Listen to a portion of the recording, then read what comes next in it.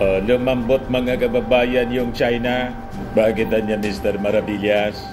Matigas kasi po yung ating Pangulong Bongbong Marcos.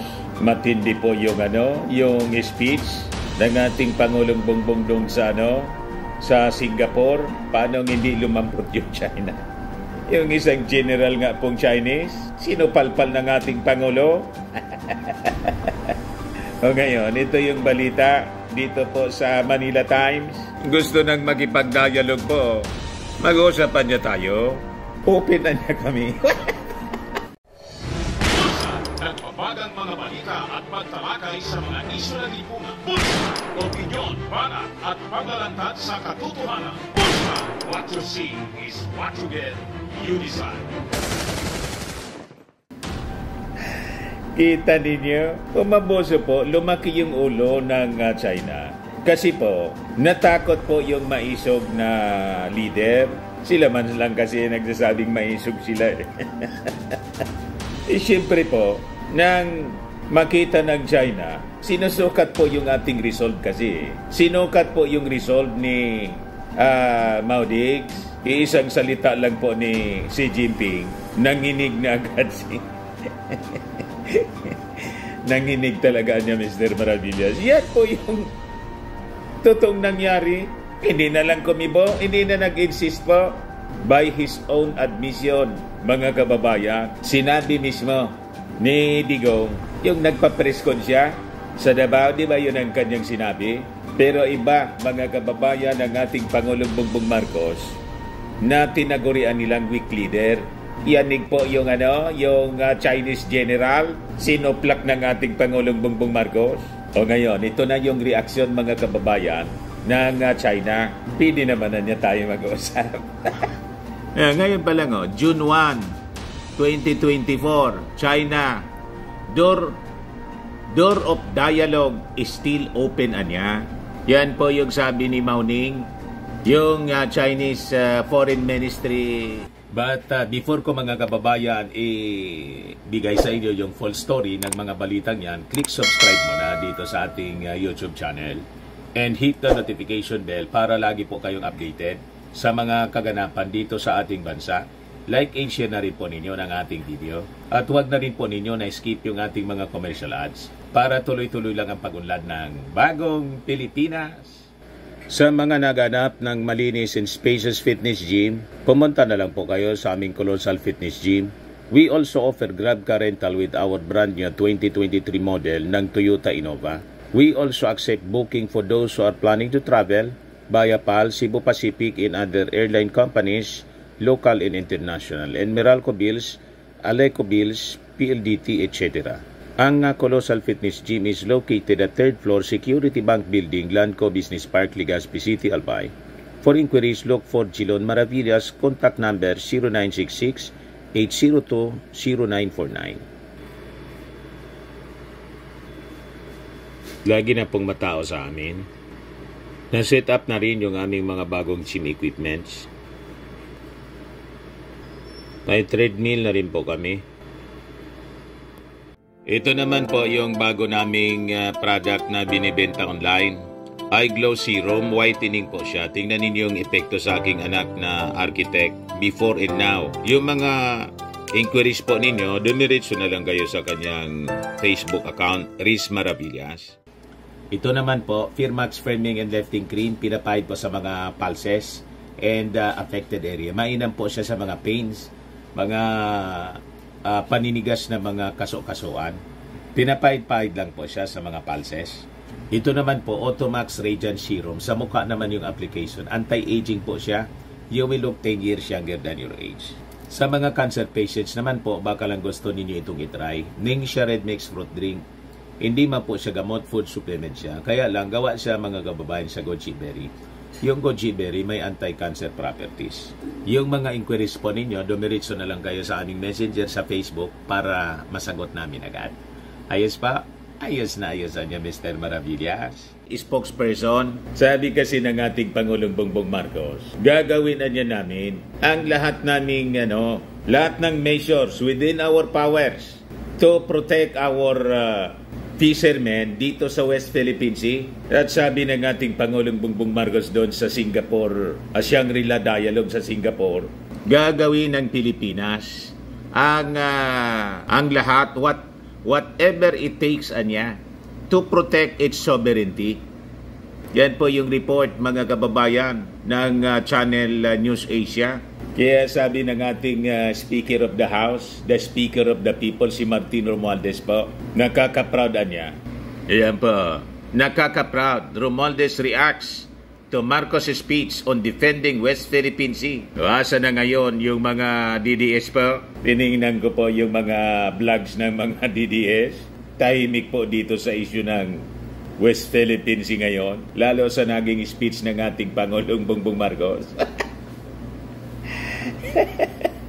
Napaiya siguro, mga kababayan, na yung pinagmamalaki nila na maisog leader, walang nagawa dito sa West Philippine Sea. Hindi po nanindigan laban sa pang-api, pambubuli ng China. Sa kayong weak leader na kinakantsawan po nila, ay siyang tumayo. Baga niya, Mr. Maravillas, tahimik kasi nag-iisip pa sila ng paninira. Kung paano nila gagawin ang paninira sa ating Pangulong Bongbong Marcos ngayon, na all praises po ang napakaraming mga Filipino sa kanya ngayon. Ang gaganda po ng mga reactions ng mga tao po sa naging speech ng ating Pangulo, ay ito po yung sa Channel News Asia. Sabi ng mga netizens po, ayan ang aming PBBM. We are so proud of you, Mr. President. May God always guide and protect you. Filipinos are always praying for your health and safety. Sabi ng isa pa, itong speech na ito ay mas effective kaysa sa drug test na idinidiin ng sumisira sa pagkatao ni PBBM. Ang bangag ay never makapag-deliver ng ganitong kaklarong speech. Gising kayong mapanira at nainggit kay PBBM. Let's support our President. Sabi ng isa pa, sana nananahimik na lang si Digong at hindi na nanggugulo. May epekto sa ating economy yung ginagawa ni Duterte. Now I am proud of President Marcos because of his dignity regarding South China Sea. I don't vote for him and I'm glad he won the election. Getting to love you, PBBM. Sabi ni Norms, we are so proud of our patriotic President, Ferdinand Marcos Jr. Thank you for fighting for the rights of our country.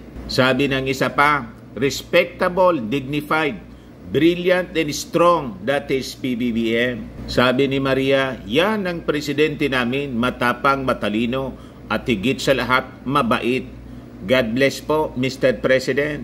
Sabi ng isa pa, very strong message. We Filipinos stand for good. Protect our country and we support our president. Sabi ng isa pa, this guy definitely have more balls and brain to stand up for Philippine rights than the last guy.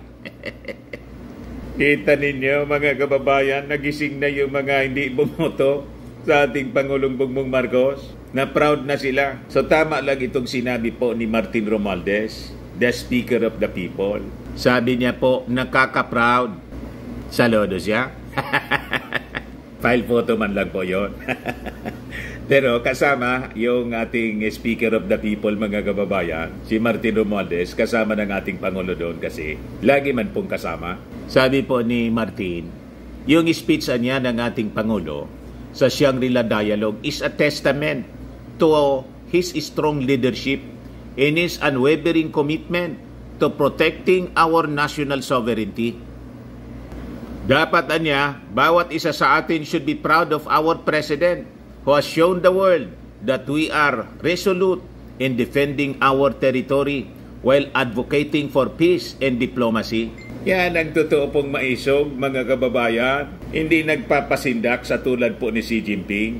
So sabi po ni Martin, the President's reiteration of our legal and moral standing on the West Philippine Sea issue is a powerful message to the international community. It shows that our claims are based on international law, not on mere assertions. Our President niya has made it clear that the life-giving waters nitong WPS are integral to our national identity and sovereignty. We will never allow anyone to detach it from our maritime domain. Yan mismo yung statement ng ating Pangulong Bongbong Marcos. Kaya nagpalakpakan po yung mga tao doon. While we are determined to protect our territory, we also recognize the importance of peaceful resolution of disputes. This balanced approach demonstrates our commitment to regional and global peace, sabi pa ni Romualdez. Ganon, pero po si Maudig, tubig lang anya naman. Tubig lang naman anya yan. Ganon, binaliwala mga kababayan. Yung buong Pilipinas gusto nang, pwede na niya ninyong gawin kaming province. Tuwang-tuwa yung ambassador po nagsabihin nyo ni Maudig. Ayan po yung matigas na na statement ng ating Pangulong Bongbong Marcos. Their moral ascendancy, we find the strength to do whatever it takes to protect our sovereign home, to the last square inch, to the last square millimeter. The life-giving waters of the West Philippine Sea flow in the blood of every Filipino. We cannot allow anyone to detach it from the totality of the maritime domain that renders our nation whole. Talakpakan po yung mga tao doon. Sabi ng ating Pangulong Bongbong Marcos, we will never allow anyone to detach it from our maritime domain.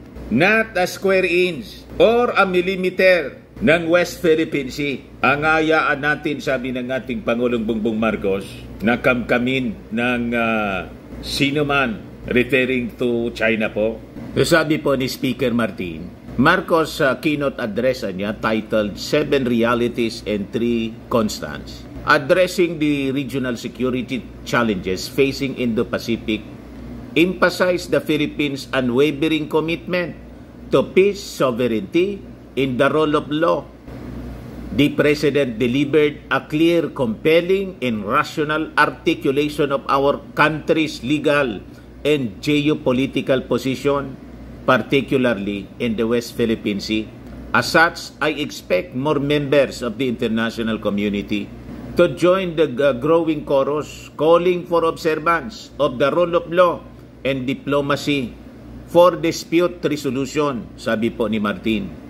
He commended Marcos for his resolute stance, upholding international law, particularly the 1982 United Nations Convention on the Law of the Sea or UNCLOS, at saka yung 2016 Arbitral Award that invalidated Beijing's expansive claim in the South China Sea, kung saan nandyan yung West Philippine Sea natin. So malinaw niya yung naging mensahe ng ating Pangulo. The integrity of our maritime zones in our sovereignty must be respected.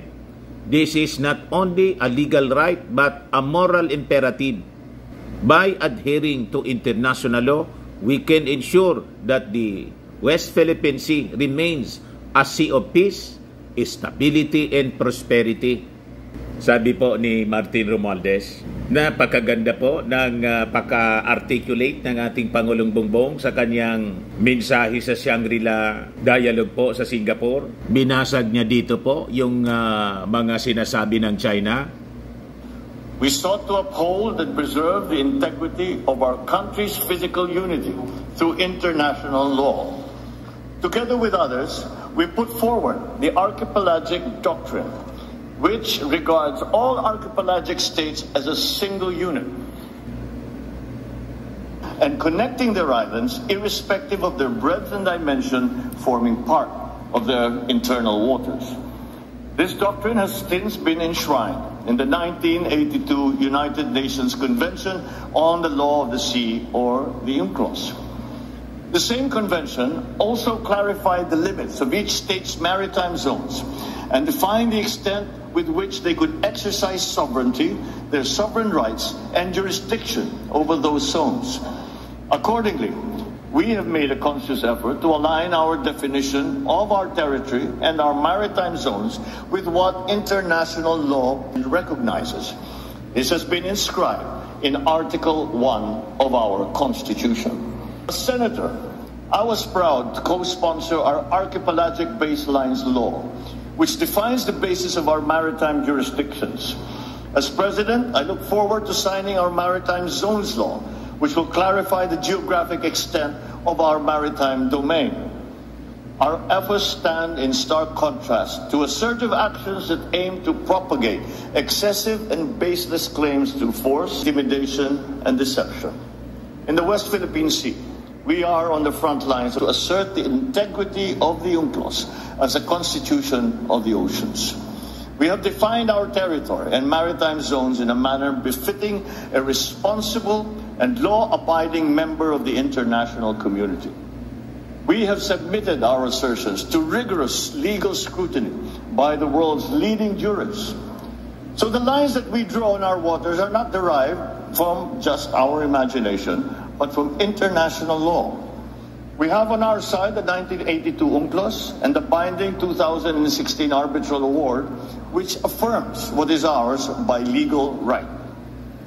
In this solid footing and through our clear moral ascendancy, we find the strength to do whatever it takes to protect our sovereign home, to the last square inch, to the last square millimeter.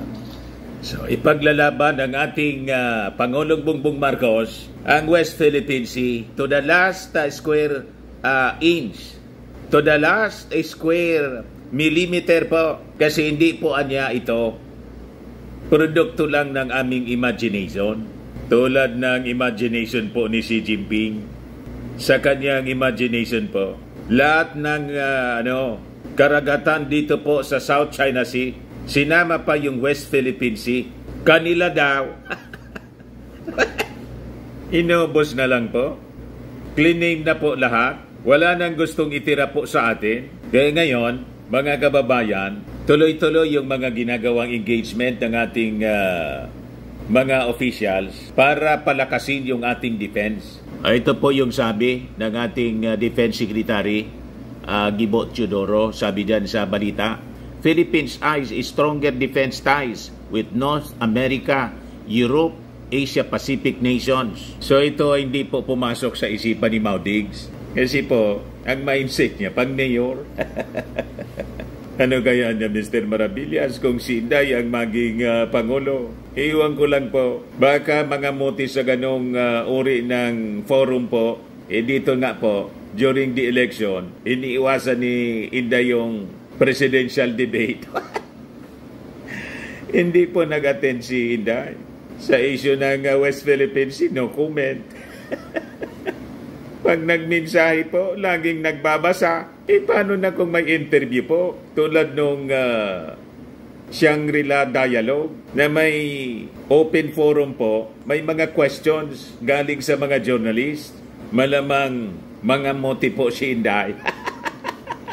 Kaya po, sa totoo lang po, ang pinakang kwalipikado po na dapat maging successor ng ating Pangulong Bongbong, si Martin Romualdez po. Kasing talino ng ating Pangulong Bongbong. So sabi dito sa balita, the Philippines is expected to enhance its defense cooperation with different countries in North America, Europe, and Asia-Pacific regions.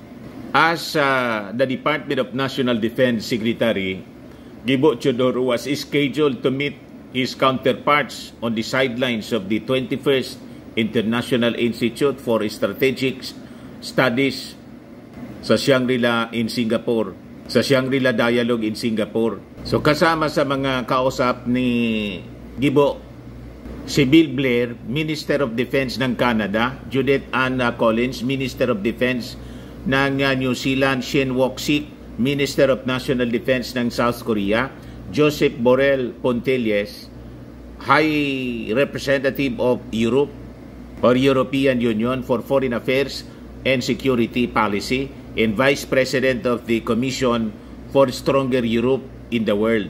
Ayan po mga kababayan, ang mga naging engagement para tuloy-tuloy ang pagpapalakas natin ng ating defense ng ating bansa. O ngayon, basahin natin yung mga reactions ng ating mga kababayan. Yan ang aming presidente, tunay na matapang. Hindi talaga pwedeng paikutin ng mga ganyang tanong ang matalinong presidente, PBBM. The best president of our time, makatao, makabayan at higit sa lahat matalino. We want PBBM our president beyond 6-year term. Only Marcos et al. Mabuti na lang si PBBM ang ating presidente. There is no such thing as a regional issue.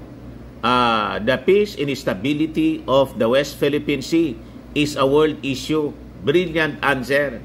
The great, brave, and loving PBBM. Mabuhay ang bagong Pilipinas. God bless our President. Support PBBM. Siya ang tunay na matapang or maisog sa Bisaya.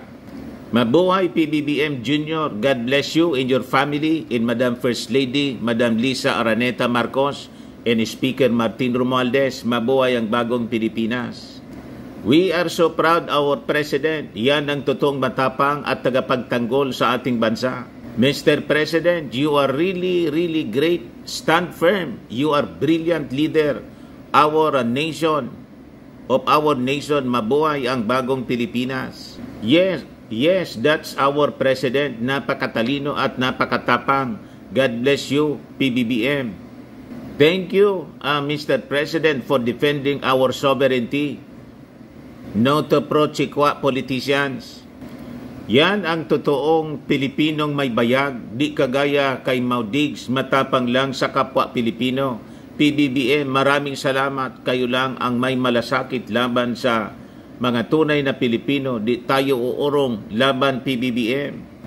Yan ang tunay na tapang at matalinong presidente. Hindi tayo dapat pasisindak. Napakagaling talaga ang ating mahal na PBBM. The best president ever, Marcos forever. Father like son. Maraming salamat po. This president is fighting for Filipinos. He is eloquent for this kind of matter. That Chinese general was hallucinating. He did not know what he was talking about. Mabuhay ka, PBBM. Calm, but the words are very sharp. Yan ang tunay na maisog. May God continue to bless you. Botata sila kay PBBM, Sir Dante. Ang ganda ng sagot niya sa tanong ng Chinese general. Supalpal talaga. Yan ang leader, my balls. Excellent and very brave President of the Philippines. The voice and gesture of PBBM, the same with the late President Ferdinand Marcos Sr. Saludo po kami, mahal naming PBBM. Very professional, napakatalino. God bless you more in your family. Napakarami pa, mga kababayan, ng mga reactions. Almost lahat na pahanga sa ating Pangulong Bongbong Marcos dahil sa kanyang tapang na manindigan po ipaglaban yung ating karapatan dito sa West Philippine Sea at never na magpasindak po sa China. Ayos!